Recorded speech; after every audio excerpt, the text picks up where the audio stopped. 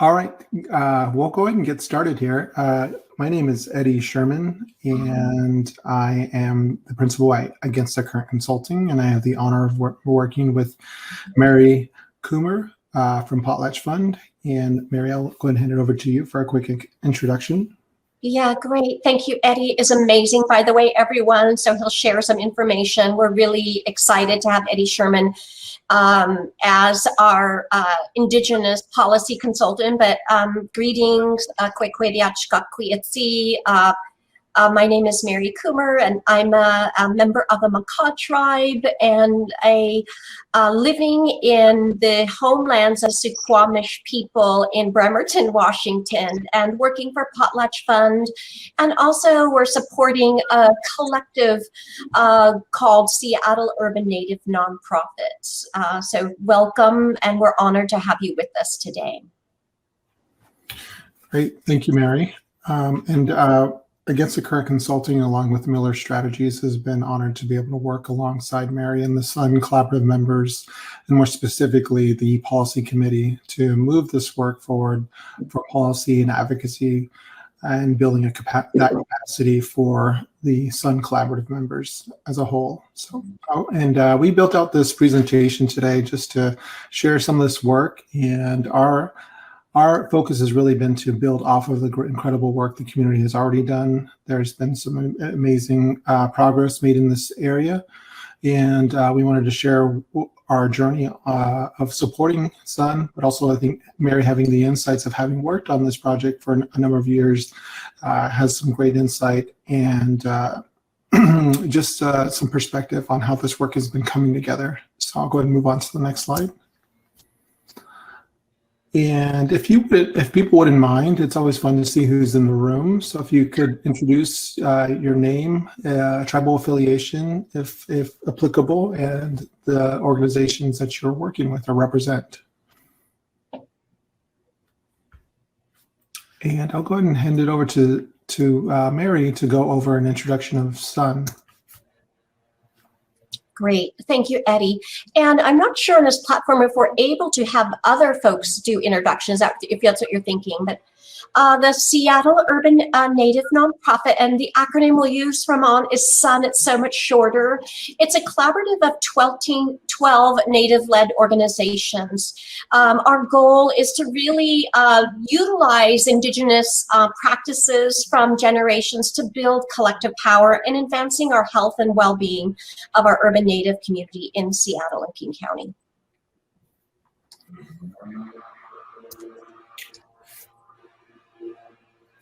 And then we're honored to really have this opportunity to build as a collaborative. We're really honored to help build out the work of our local urban Native folk and urban Native people serving our organizations in Seattle, the Seattle community. We are an urban Native community that 7 out of 10 American Indians and Alaska Natives live in an urban setting, and that number may be more, I think. Over the last century, the urban Indian community grew due to government policies of relocation and termination, lack of economic opportunities, and limited access to healthcare, housing, and other services.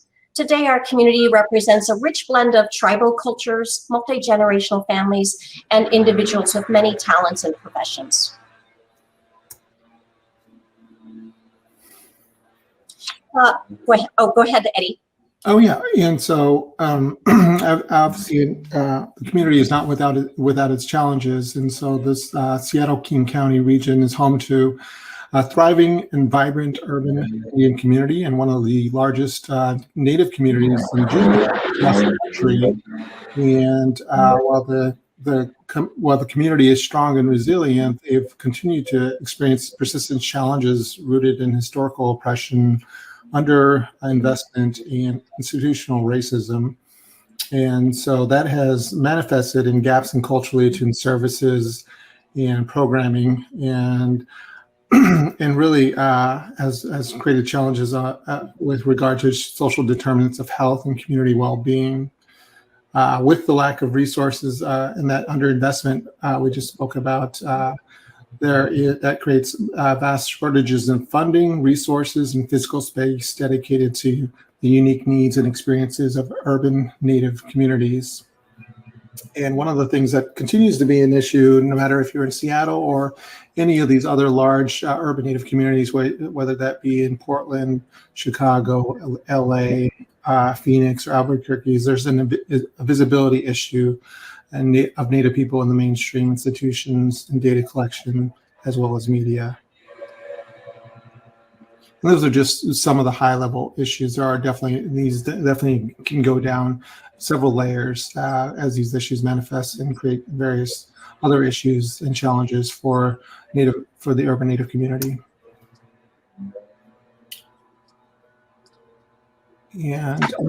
And I think one of the things that we worked on, one of the things I've been able to work with SUNN on since we started this work initially in 2019, just around some initial planning for the collaborative, is really grounding the work in values. And I think that was something that was really important to the representatives of the SUNN collaborative organizations, and as well as a way to help navigate this work of Indigenous policy frameworks, the advocacy, and the efforts of the collaborative moving forward, because oftentimes you'll be navigating some very sensitive areas, and obviously our community is multifaceted and dynamic, and not everyone has the same position on various policies that would come forward. So the values that the group landed on were respect, which is leadership rooted in love, compassion, courage, accountability, and humility. Reciprocity, the idea that we are all connected and dedicated to the well-being of our relatives as we strive to achieve balance, dignity, and respect. And relationality, responsibility to share power, care for, and support relationships as a collective in service. And I think I included one of these, might have been grouped in as redistribution, and that's the sharing of knowledge and resources between parties in the collective and with the broader Native community as well. Great, thank you. And I'm just going to add that I think that along with those values, that they really are rooted in generations of urban Indian leaders before us. And then this powerful opportunity of convening, leveraging skills and talents of many individuals in the urban Native community to build upon our existing Indigenous-led coalitions and creating a deeper connection and presence that advances a collective understanding with each other. And I can't believe you had that photo, Eddie. That's great. I can't believe you found that. That's awesome. And I think one of the things that I've really been impressed with is that the collaborative members all come to the table with the shared ambition of building collective power through dialogue, education, action, and advocacy. And I think a big part of that has been really about the relationship building, the trust, and the confidence that each of the member organizations has in the collaborative, as well as in the member organizations themselves. And that's a big part of what I've seen and experienced to be a successful element in any collaborative effort, whether in other communities. So. And that, oh, go ahead, Eddie. You do this. Okay. And I think one of the things that I was really impressed with was that obviously each of the collaborative members brings their own experience and expertise and specialties in any number of quality of health issue areas. And at the time I began working with SUNN, the Seattle Indian Health Board was tasked with a tremendous task of helping set the stage and the foundation of understanding of Indigenous framework for policy and systems change. And their staff members that were tasked with this, Francesca, I forgot what her last name was. Mernon, yeah, Mernon. Did an amazing job of working with all the collaborative members and really getting down to distilled language around what does it mean for SUNN to have an Indigenous framework for policy and systems change. And it led with three themes in particular: leading with responsibility, And the idea was that SUNN would advocate for honoring the federal trust responsibility to all Native people, and that racial and social equity are inherent to policy and advocacy work that addresses the needs of Indigenous people. Centering Indigenous approaches, and that's the use of strength-based approaches to identify solutions rooted in Indigenous knowledge. And also, for centuries, non-Indigenous communities have attempted to solve our problems, the Indian problem, through assimilation and evidence-based practices designed for non-Indigenous people. So the approach that SUNN and its members take, and all of the work that they do with the Native community, is through community-driven, Indigenous-based values and a lens that I think oftentimes will return greater outcomes for the investments that are put into those organizations. And the third and final piece was address emergent and persistent needs. And that is really taking a strength-based approach strategy to meet the emergent and persistent needs that the Seattle Native community is facing. And as the Native community identifies policy interventions or successfully programming or successful programming rooted in Indigenous perspectives, the SUNN must use these strengths-based approach to rewrite policy and programming that addresses the emergent and persistent needs of our communities. And so I think that with these three areas and themes framing the Indigenous framework and policy work that we've been tasked with, I've been really appreciative of the work that went into the policy profile that kind of guides our work and also continues to inform the work that we were able to do with SUNN Collaborative. Thank you, Eddie. That's great. Yeah, and this work was a partner organization. We really looked at and uplifted the experiences of the urban Native leaders that already have these skill sets and ideas. And so we really relied heavily on the Seattle Indian Health Board and Urban Indian Health Institute as they have their own department, their own governance and policy department of their organization. So we really relied on them in a partnership to look at those and uplift those people and experiences to help us put together some of the work that we're doing collectively.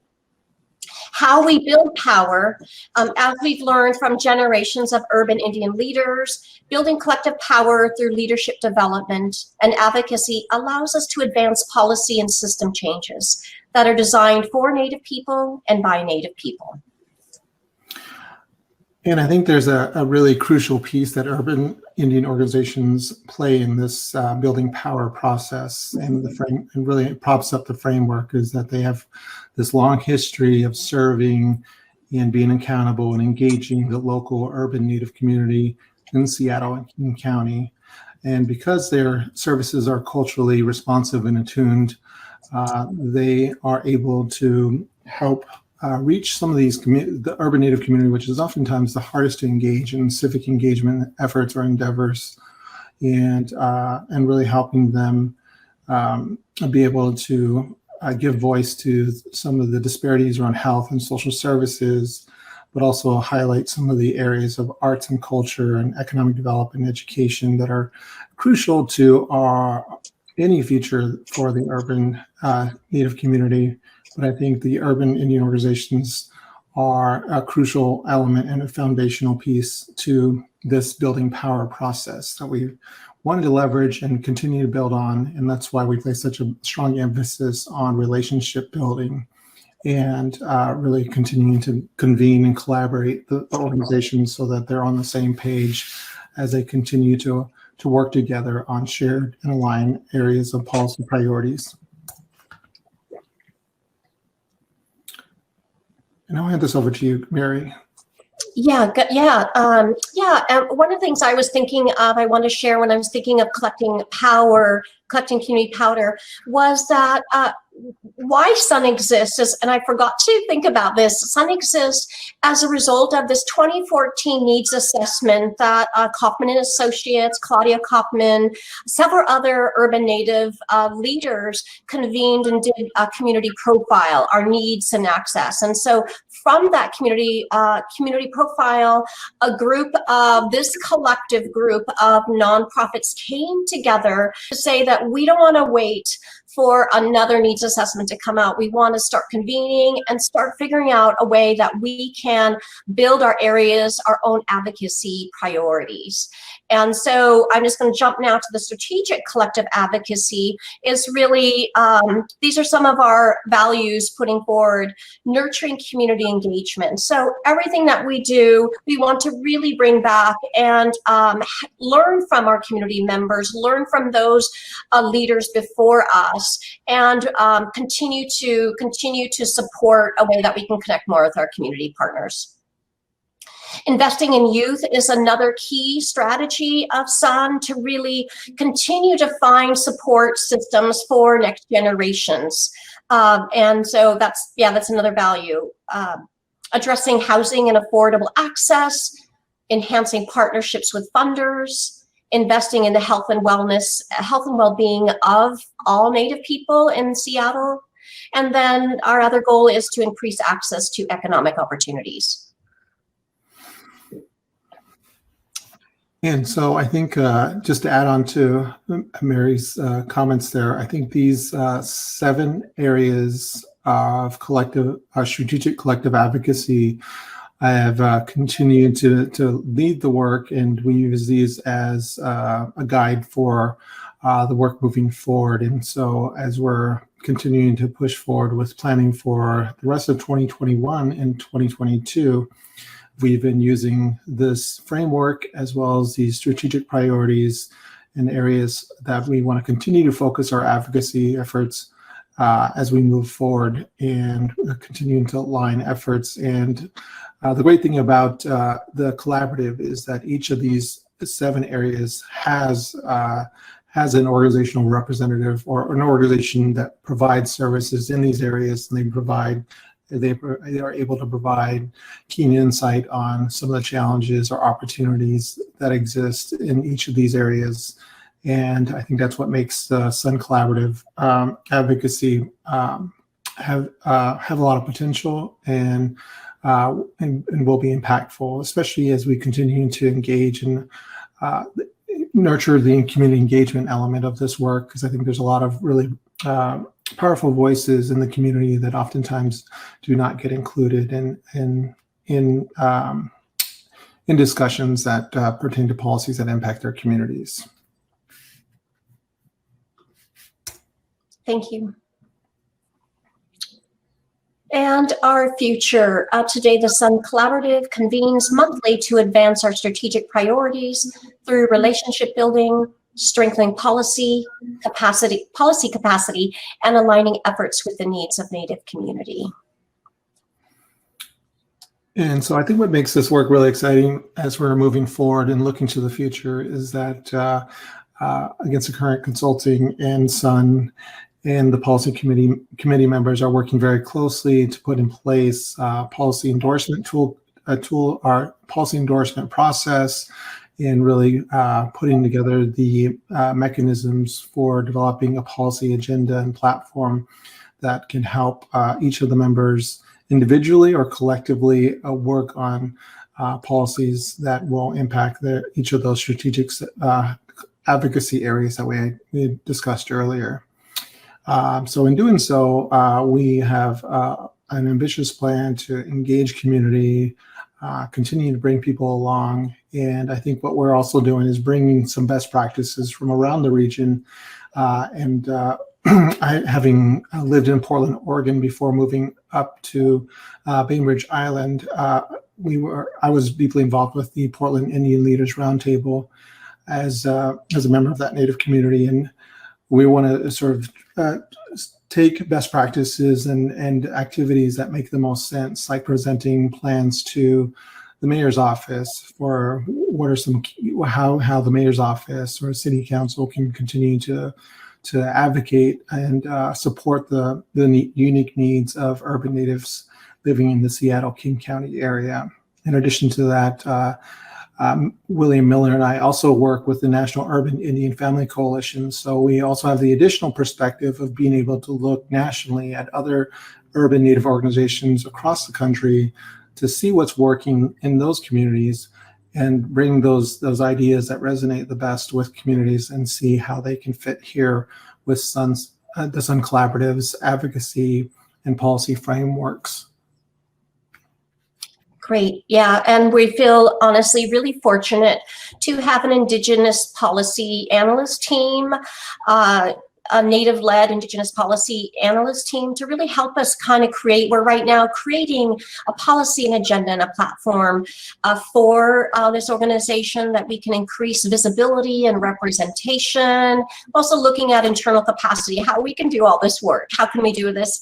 And then of course, community engagement is another area that Eddie's going to help us. How can we better communicate and engage and empower all of our friends and community members as well. And then sustainability, Eddie and Against the Current are really helping SUNN as we're building out sustainability. How can we do all this, and how can we keep sharing out and expanding our opportunity to support one another in our collective goals? And thank you, Eddie. And questions? Eddie, in the chat, can you put your business contact in the chat room or? Oh, sure. Well, actually, I'll just put those up right now. Oh, there it is. Oh, perfect. Obviously, this is a relatively new platform for me, so I wasn't sure how to structure this. But as far as questions go, if people would like to ask any questions about this work that we're doing, with the SUNN Collaborative, please feel free to add them into the chat, and we can address them as we see them come through. Thank you all. Thanks for being here with us.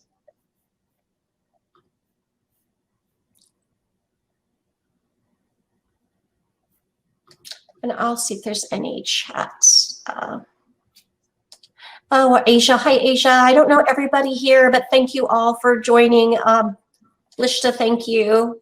I'm just looking at everybody. Thank you, Jen, for being here, and Julie for being with us, and Alicia. Some of you I haven't met yet, but I'm happy you're with us. And Roxana, thank you for being with us. And is it Faza? Thank you. Hello, hello. And Patu, hello, friend. Shaika, hello. And Ninona and Vicky, and there's so many. Thank you.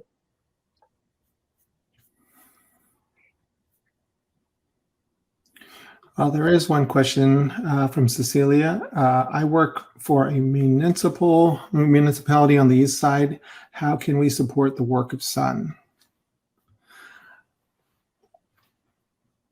Well, that is a good question. I think one of the things that we are doing right now is gathering information and building a power map for the SUNN Collaborative to track various opportunities and really understand the leadership landscape of the metro area.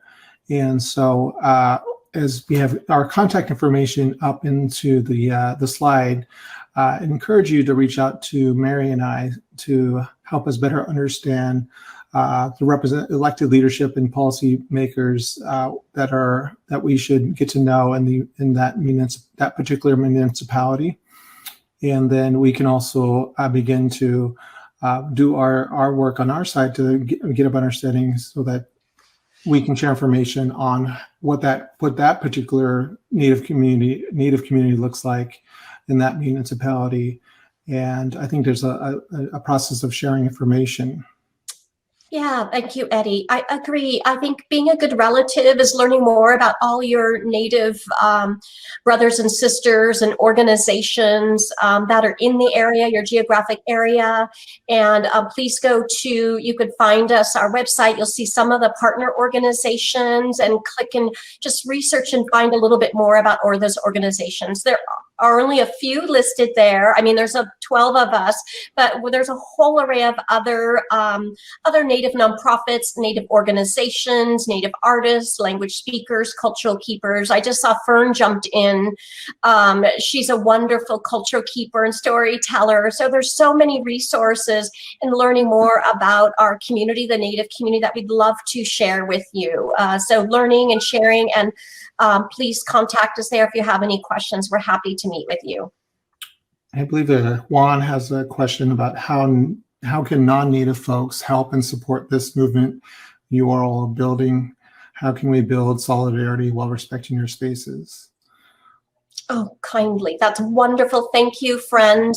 Thanks for being a friend and coming with a learning opportunity. And again, you could go to our website, learn a little bit more about each of the partner organizations and support them, connect with each of them, or connect with us at SUNN.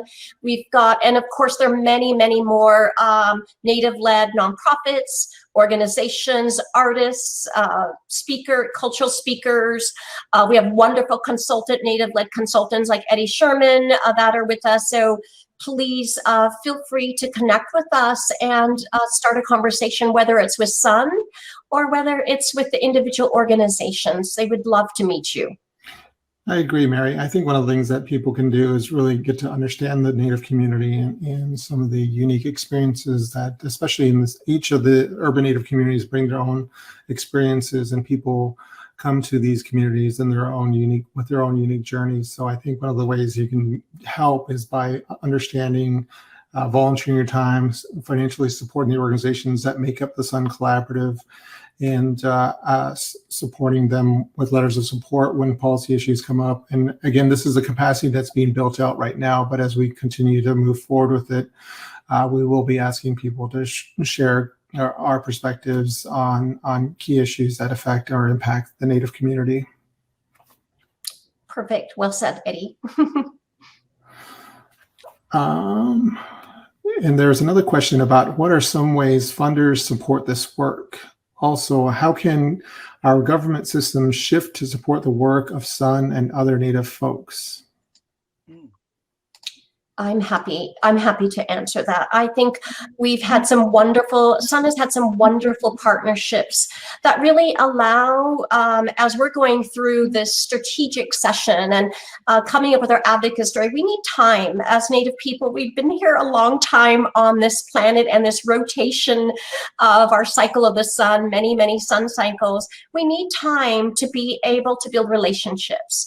There's a lot of trust-making opportunities that go on between all kinds of folks, between us Native folks, between other organizations, between funding partners. And so I think for funding partners, the opportunity to support Native groups, to allow us to provide our culturally relevant programs, generously offering no restrictions, allow general operations support, allow the time for us to work with our communities in the way that allow cultural opportunities to be expanded, and that takes time. So long-term trust making and relationship building are really wonderful opportunities and gifts that you can bring to the Native community and organizations.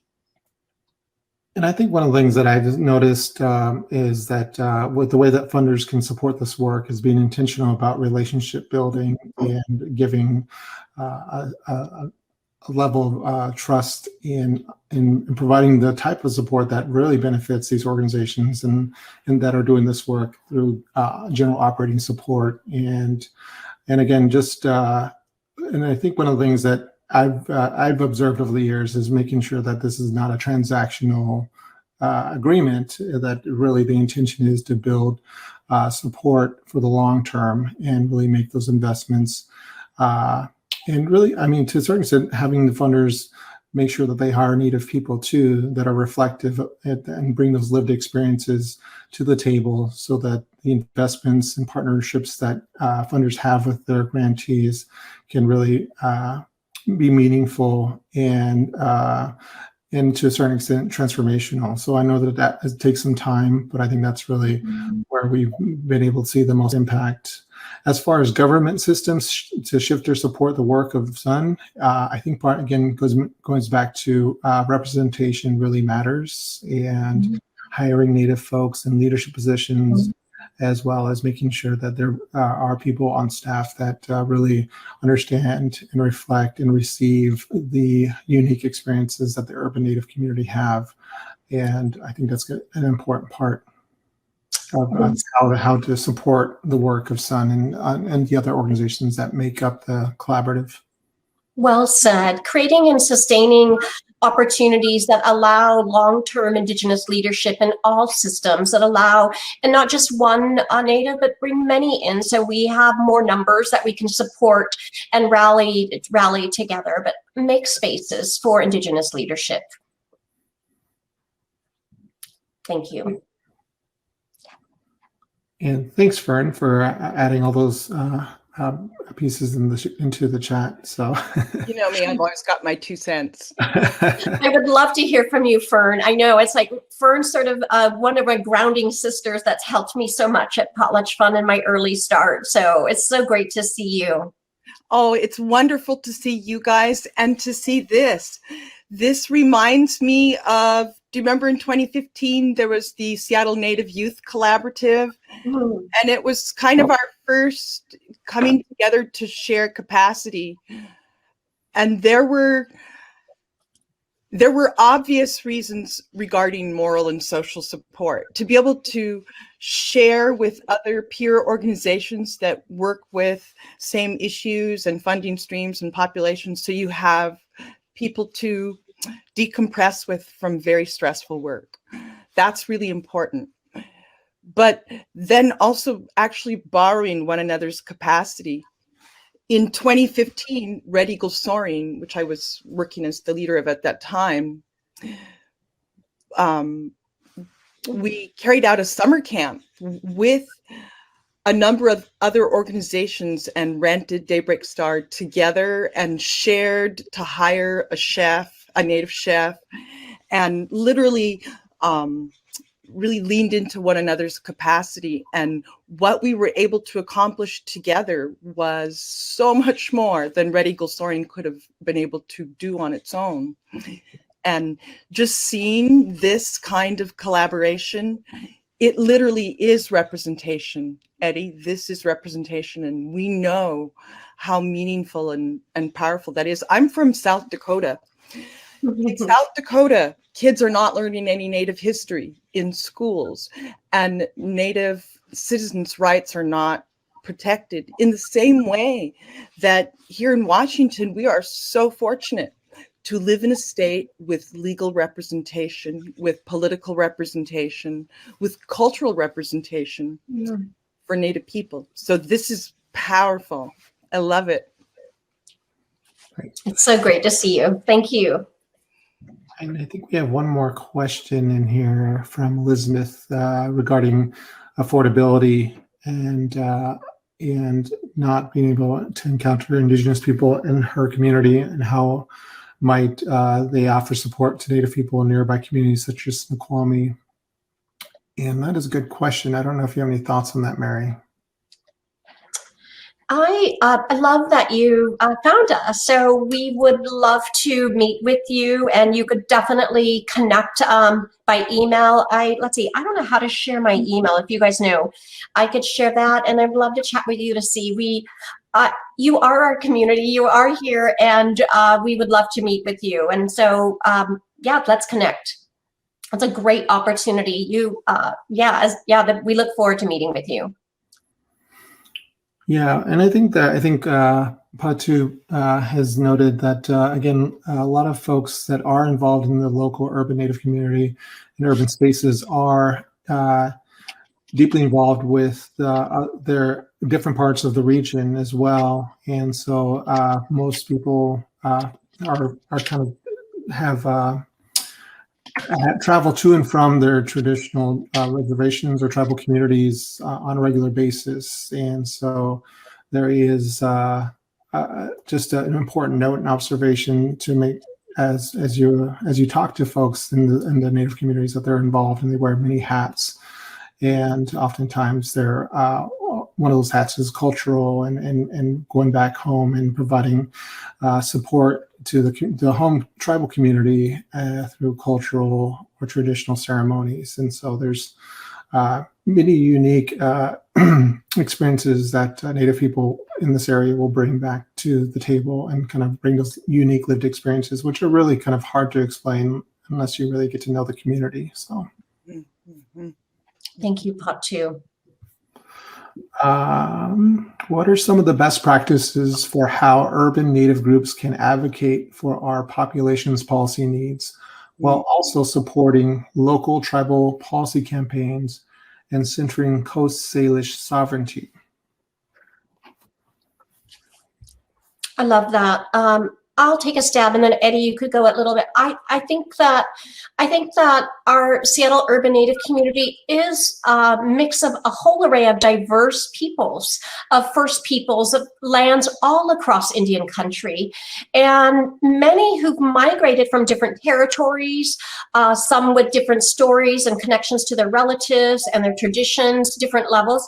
I think that we're really inspired by all of that, all the system change strategies that each and every community member, every Native person brings to their, as relatives, they bring to our community to really build upon their histories, their stories, their experience from a multitude of areas. So I think as we look at ourselves as all relatives, and that we're really bringing in ideas and perspectives that bring a collective, really build upon a collective stronghold, a foundation, and really give us leverage wisdom that can help us to build out some initial goals for this year. Yeah, and I think one of the things that are really important to add on to Mary's comments is really about understanding and communicating. And I think once SUNN is ready to share its endorsement process, especially with other tribal populations or other Native groups want to learn how we're taking upon this process of taking positions to support various policies, I think that's the biggest thing is creating understanding and sharing information and really understanding like what is the filter in our process for how we are going to analyze and figure out which positions work in the best interest of the urban Native community or the SUNN Collaborative, as well as the SUNN Collaborative members. And also as policy issues and campaigns come up, really impressing upon the point of Native people not only serving a racial classification, but we also carry a unique and inherent political status with us, and that there is an element of tribal sovereignty that needs to be taken into consideration when understanding how policies can and will, once implemented, impacted or so I think just creating a shared understanding of how to protect and uphold tribal sovereignty and working toward the shared and aligned needs of the Native population. So I know that, and that's one of the things is I think we're just trying to be intentional about how we go about this process. So if there is an intersecting policy campaign or need, we will try to continue to use our own criteria to push back and ask hard questions about how this affects tribal sovereignty and making sure that it doesn't come across with the interest of tribes. And so I think that at least at this point, as we're developing this framework out for the SUNN, we want to make sure that's an intentional part of our process. Correct me if I'm wrong, Mary, but I think that's what we're trying to do. I think that's really well said. That I think when we are working on internal ways that we can create community-led initiatives and advocacy initiatives that really are inclusive of our tribal, brothers and sisters, as well as our urban Native population and our population that may be non-federally recognized peoples as well. So we definitely understand our diverse community. But we're really building out some of our advocacy initiatives right now, thanks to bringing on Eddie and Will in our as our Indigenous policy analysts.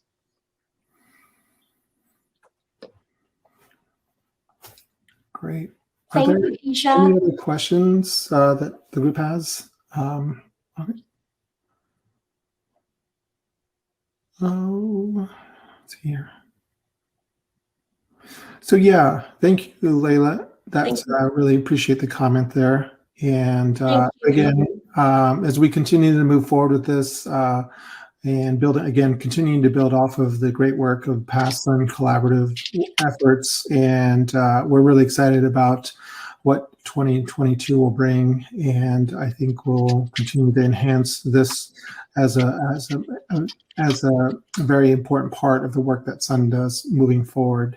And that collective advocacy is a big part of the future of this collaborative. Thank you all. Yeah, thank you again. I'm sort of skimming. You're much better, Eddie, at skimming notes than I am. But thank you all so much. Looks like we've got a few minutes left, and we really, really appreciate you being with us. And it's great to see so many of you with us today.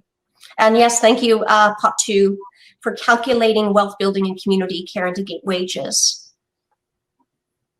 We're looking at, SUNN looks at wealth building and not so much about monetary dollars, but wealth building is relationships, long-term relationships and trusted friendships and allies that really understand us so we don't have to start ground one. And it just looks at so many other things and shared learnings with one another to learn more about the work that Red Eagle Soaring is doing and where their challenges and struggles are at or what their next goals are, and just learning about each other and our goals and intentions is really building our capacity amongst our community.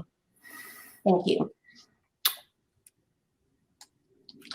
Great, thank you very much. And again, I think Megan has asked that before you leave, take the feedback survey, and I think just if you can, follow the SUNN Collaborative on Instagram or Facebook or Twitter, and feel free to reach out to Mary if you have any questions or would like some additional information on the work that we're doing. And I think there will be information about a mayoral candidate forum that is coming up later on this year or later on this fall. And so we'd love for everyone to tune in there.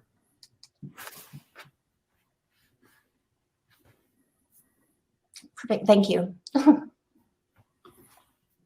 Great. Well, I think that's it for us. I'm not sure how to conclude this. I don't remember. We've got a few minutes. We'll just open it up. Can we open it for everyone just to chat? Or I wish we could. That's the one thing with Hopin. We can't see everyone, Eddie, which is a bummer. It's not like Zoom. I'm not sure. I think people are asking for where the link to the survey is, Megan.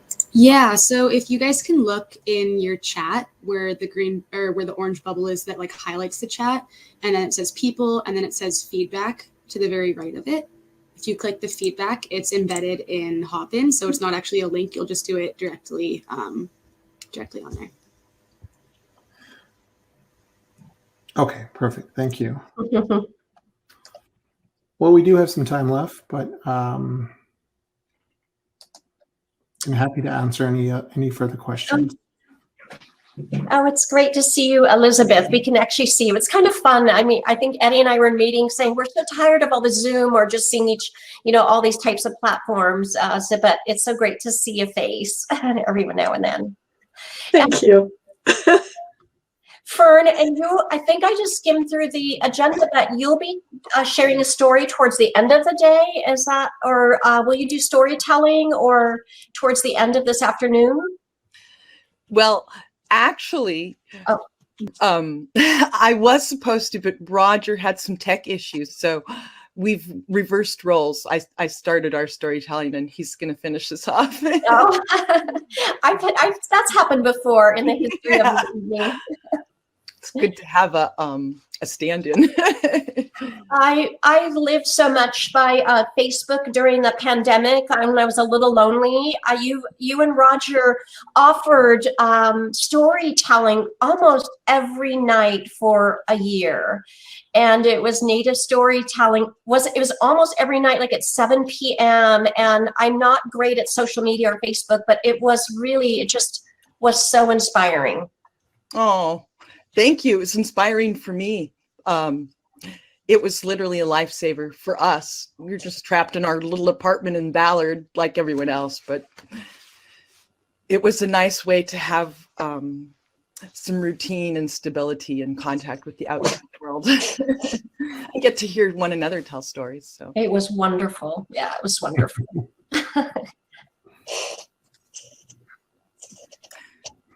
Oh, good. Thank you, Eddie. Mm-hmm. And please feel free if you have, do you have a website for Against the Current, or that you could jump and put in there too? That's totally great. Oh, I do not have my website up yet, but I do email. An email.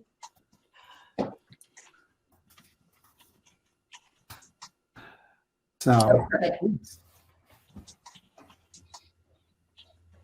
Eddie also has helped SUNN with strategic planning. We have a wonderful, so any other Native organizations, we have a wonderful strategic plan that really helped to guide us through where are we going, what do we want to do together, and it's been just a wonderful journey together. I want to shout out our partner, Seattle Indian Health Board and Urban Indian Health Institute Help, as well as Francesca Mernon and Esther Lucero, really being one of our origin story partners that really helped us to put together our initial policy advocacy story, which we're really using as our framework right now. right on. Oh yeah, Fern, there you go, Fern. Right on. She's such a champion, Esther. And I love seeing, I received my care at Seattle Indian Health Board, and I'm an Indian who avoids IHS like the plague. So I love the people who work there and the team she's built, and just everything folks are doing at the health board right now to keep our community safe. I'm really proud of that agency. Mm-hmm. Not that I had anything to do with it, but I'm proud of them.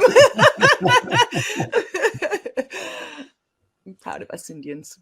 I wish I were that talented to just copy and paste all our partnerships in there. Let me see if I can do that. I didn't think of it, but it might be great to just list some of our partnerships. I wish I had their website. So if you're there, you could jump right to their the organizations that are a part of this collaborative. Let me see if I can grab that and put that in there. Or if you do, Eddie, if anyone can, it might be nice since we've got this time.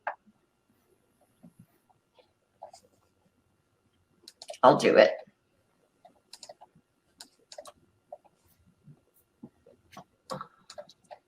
Mary, are you in the office at all or still working from home?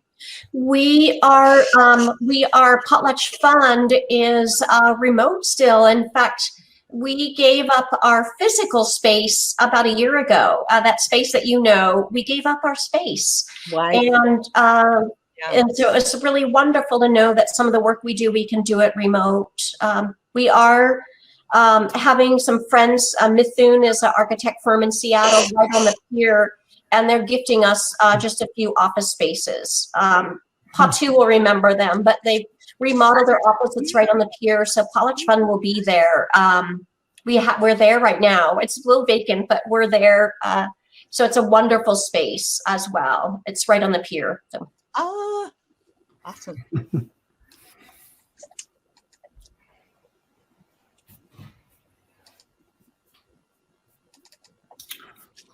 Great.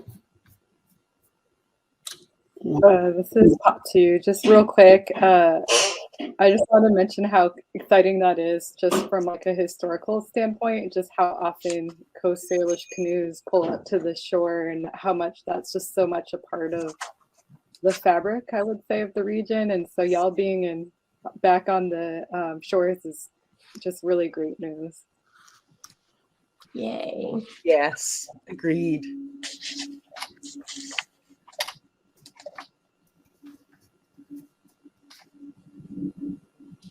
I can answer, Lele, I can answer that question about teaching local native languages in a local school.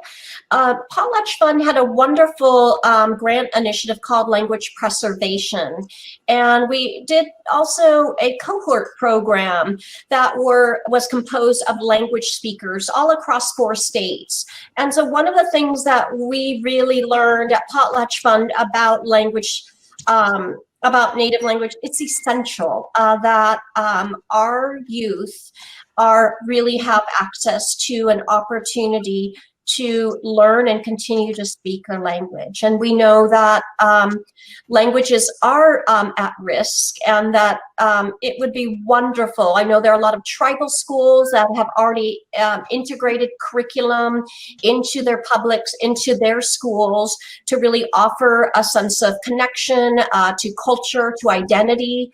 It's key. It's key. There are a lot of urban Native parent education programs all throughout Seattle, King County public schools that are already offering after school, during school opportunities to increase the speaking community within the urban setting. So I think it would be wonderful to expand on this. There are some organizations, Native-led organizations, that are teaching Salish language after school programs and in the school and weekend courses to students right now. But their funding is short, and capacity is short. They're often parent educators.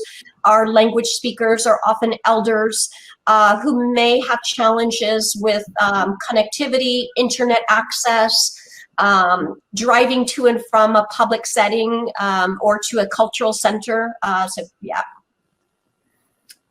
I hope that answers some questions. So yes, that would be wonderful. Oh, good. You've got your phone number. Oh, good. I'm going to copy that, Fern. I haven't had your phone number forever.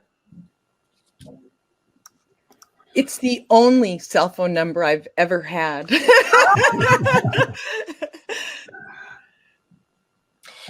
Mary, can you talk to the Laylee's second question on advocating? I think there is a time immemorial curriculum, correct? And maybe you might want to mention that as a potential avenue for just expanding education in general, but also maybe that could be an avenue for further education opportunities around language as well. Yes. I think a website on Washington State Public Education has a list of since time immemorial curriculum that was co-developed by many tribal and urban Native people. And it sits on a Washington State Public Education, oh, someone found it. Yay, thank you. On there also, there are some resources to tribes, and I can't remember if it lists Native educational opportunities. I do know of a few in Seattle. If you're thinking, there's a few organizations that I know, but I don't want to just share a few. I'd love to be able to share more. But if there's a certain area, a certain county that you're interested, or a certain community that you're interested, I could do some research and put you in contact to how you could really support and advocate for parent education opportunities, and as well as language opportunities in all of the school districts. Great. Thank you. Yeah. Again, I think we're running down to our last minute here, but I just wanted to thank and appreciate everybody. And thank you, Mary, for letting me be here to help you present on this. So thank you so much. Thank you, Eddie. It's wonderful to have you with us. And you guys were so lucky. It's a wealth of information and Indigenous knowledge that Eddie brings. And we're so grateful to Eddie and to Will.